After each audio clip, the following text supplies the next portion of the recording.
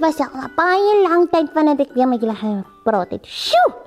So vandag se storie net gaan oor die vermeerdering van broodjies en visse. My mond water sommer. Het julle al bokkoms geëet?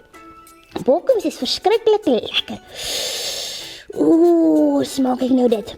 Okay, maar lang gelede toe Jesus nog op die aarde was, het hy vir klomp mense gepreek.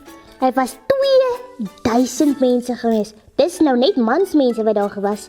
2000 mansmense, uitsluitend die vrouens en die kinders. So daar was 'n magte aan mense gewees.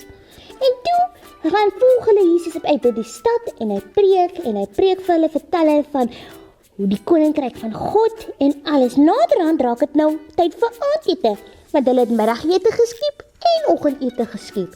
En my maagie sal al baie honger gewees het in daai tyd. Anyways, toe raak die mense nou honger. Jesus sien toe, hoor hierso, die mense raak nou honger. Hy sê toe vir sy disippels, geef hulle iets om te eet. Imagine daai disippels se verbaasdheid. Here, hoe gaan ons nou vir amper 8000 mense kos gee? Ons is arm. Toe sê Jesus, maar ons kan hulle nie terugstuur nie. Dit is te lank. Jesus het hulle jammer gekry. Hy sê, dit is te ver pad terug huis toe. En teen die tyd wat hulle by die huis kom, is alles donker. Toe kom die seentjie nou aan en sê, meester, hulle kan my kos kry wat ek het? Jesus kyk toe en hy glimlag toe. Die ander disippels dink seker, shame, hy wil beheer seker maar help, maar min weet dit gaan nou net alleen vir myself volmaak. Toe vat Jesus nou die broodjies en hy vat die 2 visse.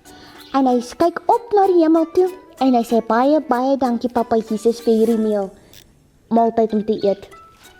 En toe begin hy dit uitdeel vir sy disippels. En hy sê, gaan gee vir die mense sodat hulle kan eet. En hulle gee, en hulle gee, en hulle gee, en hulle gee, en nog hulle gee weer. Totdat almal kos gekry het. En guess what? Daar was leftovers gewees. Hulle het 12 mandjies vol, sulke groot mandjies vol. Kos oor leftovers opgetel. Toe kom sit hulle dit hier so neer voor Jesus se voete en sê, kyk hier so Jesus.